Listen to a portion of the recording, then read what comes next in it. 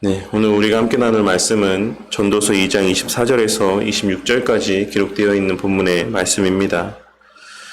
지난 시간 우리는 솔로몬의 미래의 불확실성으로 인한 이 세상에서의 수고의 헛됨에 대하여 고백하고 있는 내용들을 함께 살펴보았습니다. 그리고 그의 그와 같은 고백은 아마도 그의 뒤를 이어 왕이 되어 나라를 통치할 그의 후계자이자 그의 아들이었던 르호보암을 바라보며 기록한 내용일 것이다라고 하는 사실 또한 함께 생각해 보았습니다. 그는 자신이 아무리 최고의 지혜와 능력으로 나라의 기틀을 다져 놓았다라고 할지라도 그렇게 잘 다져놓고 정착된 기틀과 제도들을 이용해서 실질적으로 나라를 다스릴 것은 자신의 아들이 될 것임을 잘 알고 있었을 것입니다. 르호보암이 보통의 사람들보다 뛰어난 사람이었다라고 할지라도 그가 솔로몬이라고 하는 인물에 보기에는 그 마음 가운데 차지 않았을 것이 분명한데 우리가 잘 알고 있는 르호보암에 대한 역사의 평가를 고려해 보았을 때 그의 모습이 솔로몬의 마음 가운데 차지 않았을 것은 너무나도 분명한 사실일 것이다라고 생각을 합니다. 그리고 그러한 자신의 아들에게 왕위를 물려줘야지만 하는 솔로몬의 마음 가운데는 그가 어떻게 나라를 통치할까? 그가 나라를 잘 통치해 나아갈 수 있을까? 라고 하는 염려와 그 불확실성으로 인하여 자신의 행한 일들에 대한 헛되고 허무한 마음들이 그 마음의 중심에 자리하게 되었던 것입니다. 그는 자신의 최선을 다한 수고로 이룩한 업적들과 그 업적들을 누릴 자신의 아들을 바라보며 22절과 23절 말씀에 기록된 바와 같이 수많은 사람들이 더 잘 살기 위해 혹은 더 나은 세상을 만들기 위해 사는 동안 최선을 다하고 밤잠을 줄여가면서까지 열심을 내지만 그 열심들이 그 수고에 합당한 열매를 맺을 것이다라고는 그 누구도 장담할 수 없다라고 하는 불확실성으로 말미암아 그 모든 수고가 결국은 헛되다라고 하는 사실을 증거하고 있는 것입니다. 그리고 우리는 실제로 르호보암의 이후의 삶의 모습들을 통해 솔로몬의 그 예언적인 고백이 기우가 아니었다라고 하는 사실을 기록된 말씀과 역사적 사실을 통해 확인할 수가 있는 것입니다. 그러니 우리는 늘 하나님의 복음이 전파되어져 온 과정들을 살피며 진정 의미 있고 가치 있는 그와 같은 선한 일들을 위해 주어진 삶의 시간들을 선용하고 주어진 삶의 여건들을 선용할 줄 아는 참으로 지혜로운 자들이 되어야지만 되는 것입니다. 오늘 말씀부터는 이제 그처럼 무가치하고 헛된 삶에 있어 우리가 어떻게 삶의 의미와 가치를 발견하고 그와 같이 의미 있고 가치 있는 삶을 살 수 있는 것인지에 대한 실질적인 교훈의 메시지들이 기록되고 있는 것이라고 할 수 있습니다. 오늘 말씀에서부터 3장 22절까지의 부분을 할애하여서 솔로몬은 첫 번째 강화에서의 교훈적인 메시지들을 증거하고 있는데 그 내용은 우리가 잘 알고 있는 바와 같이 오직 하나님과의 관계 안에서만 그 허무와 헛됨을 극복할 수 있다라고 하는 사실에 대한 증거인 것입니다. 먼저 솔로몬은 인간 삶에서의 먹고 마시며 수고하는 것이 앞서 그동안 계속해서 그가 언급해 왔던 것과는 달리 무조건적으로 나쁘기만 한 것은 아니라고 하는 사실을 증거하고 있습니다. 본문의 뉘앙스대로라면 인간의 삶에서 먹고 마시며 수고하는 것이 오히려 어떤 면에서는 인간 삶에서의 최고의 가치가 될 수 있다라고 이야기하고 있는 것입니다.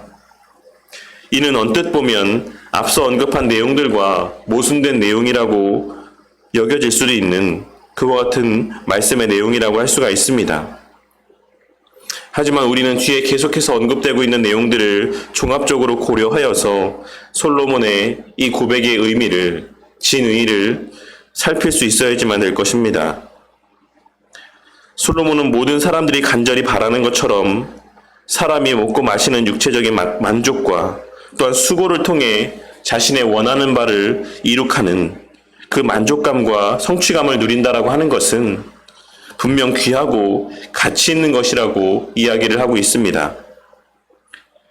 하지만 그 귀하고 가치 있는 것의 대전제에 대해서 바로 이어서 언급하기를 그것이 하나님의 손에서 나오는 것임을 알 때 그러하다라고 하는 사실을 증거하고 있는 것입니다. 그런데 뒤에 이어지는 25절의 표현은 두 가지의 의미로 해석이 될 수 있는 표현으로, 첫째는 한글 번역 성경의 뉘앙스와 같이 나보다 누가 더 먹을 수 있으며 누가 더 기쁨을 누릴 수 있느냐라고 하는 의미인 것이고, 다른 하나는 NIV 성경에 번역되어 있는 표현대로 그분 없이 누가 먹을 수 있으며 누가 즐거움을 얻을 수 있겠느냐라고 하는 의미입니다. 우리는 한글 번역 성경으로 인해서 전자의 의미로 이 본문의 말씀을 이해하는 경우가 많이 있지만, 이 본문 말씀의 전체적인 메시지가 하나님 안에서만 인간 삶에서의 절대적인 허물을 극복할 수 있다라는 사실을 증거하고 있는 것임을 고려해 보았을 때 후자의 의미로 해석하는 것이 더 합당한 해석이라고 할 수가 있을 것입니다. 솔로몬은 그 삶의 노년에 그동안 자신이 누린 모든 것이 하나님의 은혜였음을 고백하고 있는 것입니다. 그동안은 자신이 잘나서 평안하고 형통한 삶을 산 것처럼 생각을 했는데, 그 삶의 마지막에 자신의 삶을 돌아보니, 또 그 앞으로의 삶을 예견해 보니 그 모든 것이 자신의 수고의 결과가 아닌 하나님의 은혜였음을 깨닫게 되었고, 하나님의 은혜 외에는, 하나님의 선하심과 그 지혜 외에는 자신이 의지하고 신뢰할 것이 없다라고 하는 사실을 지금 본문의 말씀의 내용을 통해 증거하고 있는 것입니다. 그리고 이어지는 말씀의 내용도 NIV 성경이 그 원문의 뉘앙스를 잘 살려서 번역을 하고 있는데, 본문에는 하나님은 그가 기뻐하시는 자에게는 지혜와 지식과 희락을 주시나 라고 번역이 되어 있지만, 원문의 뉘앙스를 살려서 번역을 하자면 그를 기쁘시게 하는 자에게는 하나님께서 지혜와 지식과 희락을 주시나 라고 번역을 할 수 있으며, 이것이 더 합당한 의미라고 할 수가 있습니다. 하나님께서는 하나님의 선하신 뜻대로 사는 자들에게 그 삶에 필요한 지혜와 지식과 희락을 주신다라고 말씀하고 있으신 것이며, 하나님과 상관없는 자신의 뜻과 생각대로 자신의 만족과 유익을 위해 열심을 내며 살아가는 자들에게는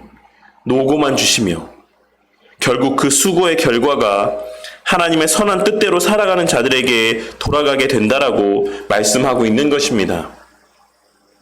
이 말씀에서 핵심이라는 것은 그 악인의 수고가 의인에게 돌아간다는 것에 있다라기보다는 그 악인의 모든 수고가 결국 그 자신에게 아무 유익도 되지 않는 부질없는 수고가 되고 말 것이다라고 하는 사실을 증거하고 있는 데 있다라고 할 수가 있을 것입니다.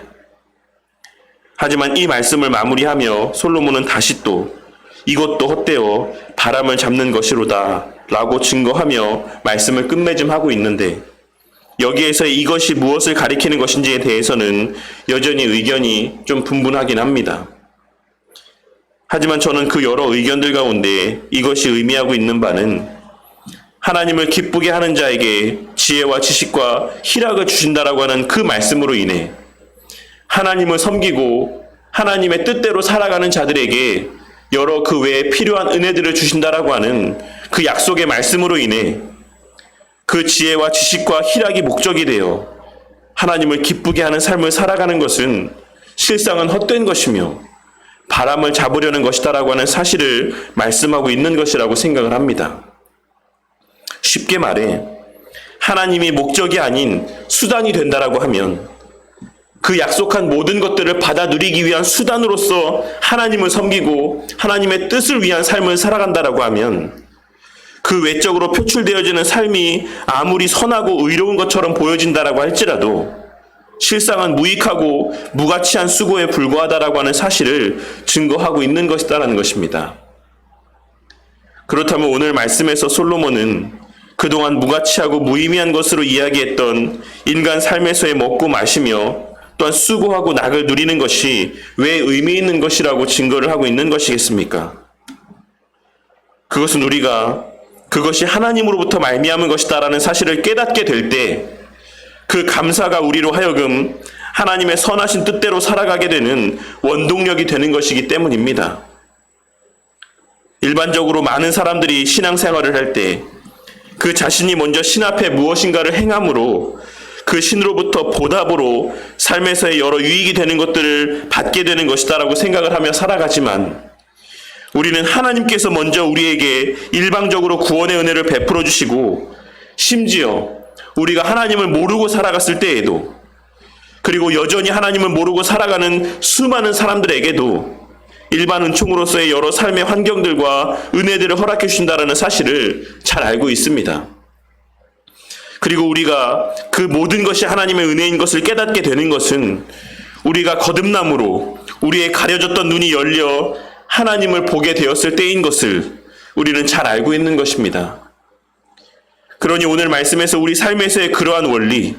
하나님께서 우리를 먼저 사랑해 주시고 하나님께서 먼저 우리를 섬겨주시고 우리를 인도하시고 보호하여 주시는 것이다라고 하는 사실을 깨닫게 될 때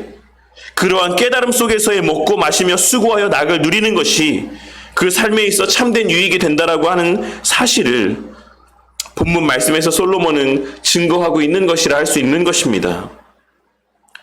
먼저 하나님께 대한 감사와 만족이 있는 자에게 그러한 자에게 부어지는 세상의 유익들이 진정 가치가 있는 것이다라고 하는 사실을 오늘 본문 말씀을 통해 솔로몬은 분명하게 증거하고 있는 것입니다.